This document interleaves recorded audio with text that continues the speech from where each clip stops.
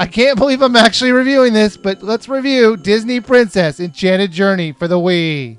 You play a girl who's outside a broken down castle. A pixie is giving you a magical wand to help fix up the castle. In order to do that, you'll have to help 4 other princesses fight back the evil creatures that have screwed up their worlds. My problem with the story is that the opening cutscene was so compelling that the rest of the story is a bit of a letdown. As they approached, the pixie explained that the castle was once the home of a young, beautiful princess, but an evil curse had been cast upon it.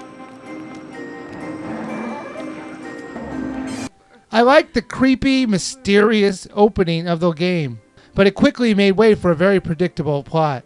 Before you begin your adventure, you have to dress up your character. It's a pretty shallow customization feature, with only a real handful of different looks you can give your personal princess.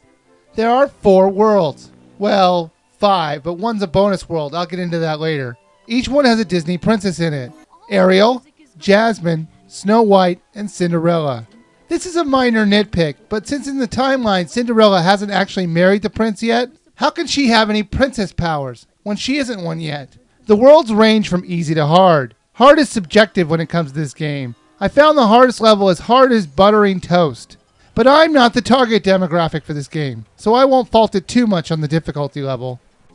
It's impossible to die, which isn't too surprising since this game is made for 3-year-olds. If you get hit by an enemy, the worst that will happen is it'll make you freeze or you'll lose all your color for a few seconds. Most of the time, fighting the enemies was completely optional. You could run right by them and they would follow you until you left the screen. The objective is to complete the minigames and finish the chapter.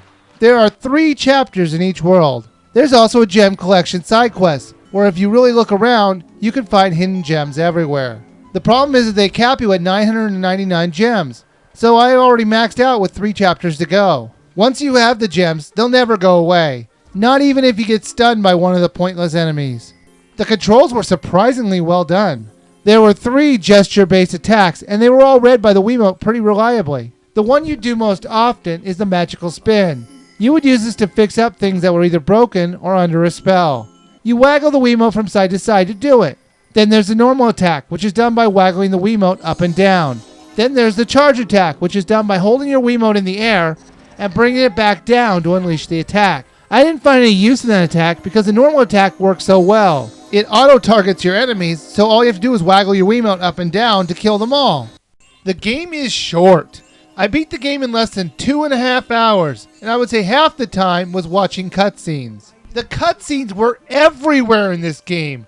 And thankfully, it was all voiced. The voices, I believed, were all new voice actors for the parts, with the exception of Ariel. I'm pretty sure that was the original actress. The chapters would flow like this. Cutscene, walk a little, cutscene, minigame, cutscene, and so on. It wouldn't be so bad if they let you skip through the cutscenes, but you can't. You have to sit through every one of them. And I really wish you could have skipped Snow White's cutscenes because her voice was really irritating. All sorts of trouble. And they've been taking colors from the forest, too. Even some of the colors outside the little cottage are missing. After you beat the game, you'll unlock a new dress for your character to wear, and a new level to play. Belle from Beauty and the Beast. It sounds like a cool extra, but it's more of a tease since the level consists of 1 room and 1 minigame, and then it's over. They don't let you redo chapters, but they do let you go into the worlds you've beaten and walk around in the rooms you've beaten before in the previous chapters. You can even replay any of the minigames you've played before. Not that you'd want to, but the option's there.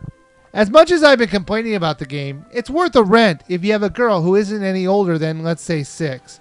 I say 6 because the game would bore anyone else with its simplistic play. The game itself is well made and easy to play.